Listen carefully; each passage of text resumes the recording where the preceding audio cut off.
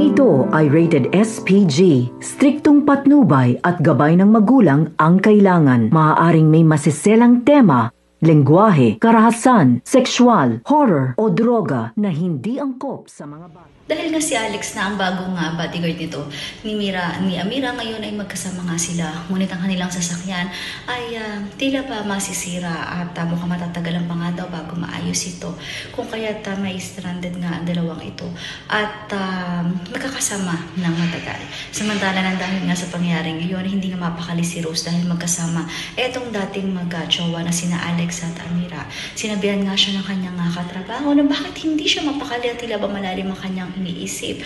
Panay nga ang tawag niya dito kay Alex, sumalit hindi nga ito sumasagot. Sinabi naman ng kanyang katrabaho na ba't hindi subukan tawagan si Amira dahil baka itong sumagot o wala daw itong tiwala sa kanyang kapatid. So dito na nga ba uli magkakabalikan ng damdamin itong sina Alex at Amira na dapat nating abangan dito nga lang sa Makiling.